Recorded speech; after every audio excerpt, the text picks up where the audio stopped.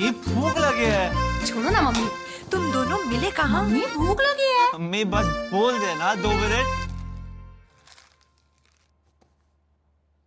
बस 2 minute. India में ऐसा कौन है जो ये डायलॉग नहीं जानता? मैगी का इंट्रोडक्शन शायद ही किसी को देना पड़ेगा। जो लोग नहीं जानते, मैगी नेस्ले कंपनी का एक नूडल ब्रांड है। नेस्ले ये एक ऐसी कंपनी है जो मिठाइयों के लिए फेमस इंडिया में चॉकलेट बेच रही है और इंडिया जैसी साउथ एशियन कंट्री में नूडल्स बेच रही है। सिर्फ 2022 में नेस्ले का इंडिया में टोटल रेवेन्यू 17,400 करोड़ का था। अगर हम इस ग्राफ को देखें तो 2016 से लेकर अब तक नेस्ले का ग्रोथ सिर्फ पॉजिटिव ही दिख रहा है। लेकिन नेस्ले को इंडिया में ग्रो करना इतना भी आसान नहीं था। इस वीडियो में हम डिटेल में जानेंगे कि 2015 में ऐसा क्या हुआ जिससे मैगी की 104 साल पुरानी पहचान एकदम से मिट्टी में मिल गई, और हम ये भी जानेंगे कि कैसे मैगी ने ये क्राइसिस को ओवरकम किया और 2016 से लेकर अब तक कैसे नेस्ले का प्रॉफिट हर साल 25% की एवरेज रेट से बढ़ रहा है। अगर आपने द इनसाइड स्टोरी को सब्सक्राइब नहीं किया है तो जल्दी से जाइए और सब्सक्राइब बटन को भी प्रेस कर दीजिए। हमारी कहानी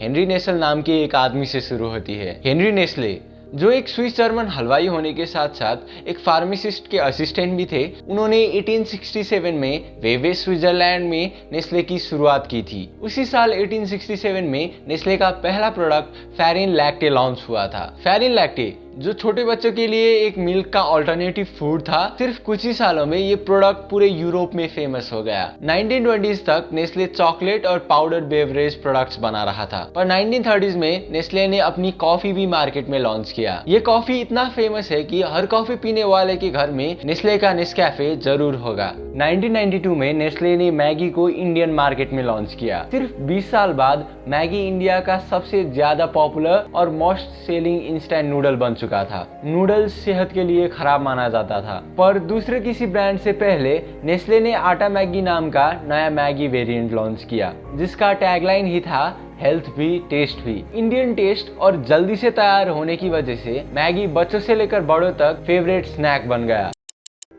ये साल नेस्ले इंडिया के लिए एक बहुत ही बड़ा मुश्किल का समय बना। गोरखपुर स्टेट लैबोरेटरी और कलकत्ता का सेंट्रल फूड स्टेट लैबोरेटरी ने जब मैगी के सैंपल्स को टेस्ट किया, रिजल्ट में ये पता चला कि मैगी में मोनोसोडियम ग्लोमेट, जिसे हम MSG भी कहते हैं, लार्ज अमाउंट में पाया गया। MSG एक कॉमन फूड एडिटिव है और ये नूडल्स जैसे प्रोसेस्ड फूड्स का स्वाद बढ़ाता है। लेकिन असली प्रॉब्लम तब आया जब कोलकाता लैबोरेटरी के टेस्ट के दौरान मैगी में लीड पाया गया। टेस्ट के दौरान ये पता चला कि मैगी के सैंपल्स में 17.2 पार्ट्स पर मिलियन लीड मौजूद था। अगर हम इंडिया के हेल्थ रेगुलेशन को देखें तो कोई भी इंस्टेंट नूडल्स में लीड का सबसे ज्यादा अमाउंट सिर्फ 2.5 पार्ट्स पर मिलियन हो सकता है। ये न्यूज मीडिया और कंज्यूमर्स तक पहुंचने के बाद देश भर मैगी के अगेंस्ट में एक बड़ा अप्रोर हुआ। इस न्यूज के बाहर आने के बाद इंडियन गवर्नमेंट ने पूरे इंडिया में मैगी को बैन कर दिया गया। 15 दिन के लिए मैगी पर बैन लगाने का फैसला किया।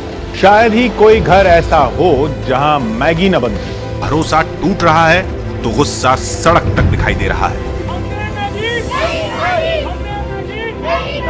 जांच में मैगी के सैंपल में MSG यानी मोनोसोडियम ग्लूटामेट और लेड की मात्रा तय मानकों से ज्यादा निकली। जब मामला सेहत का आया तो लोग जायका भूल गए।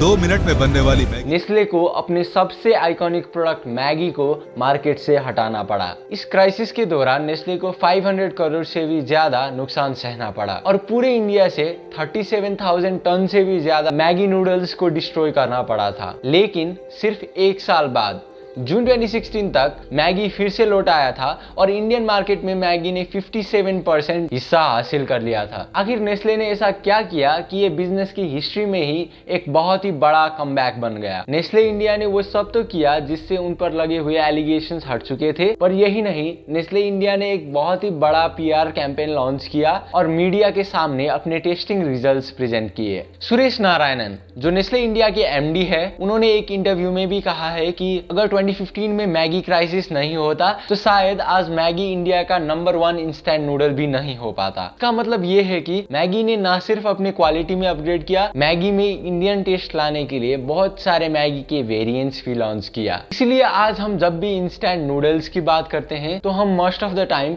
सिर्फ मैगी की ही बात करते हैं। आज भी नेस्ले के मैगी जैसे प्रोडक्ट सिर्फ इंडियन कल्चर को माइंड में रखते हुए बनाया जाता है और आज मैगी का एनुअल टर्नओवर 1000 करोड़ से भी भी ज्यादा है। Well, thank you for watching. My name is Ayush and you are watching the inside story.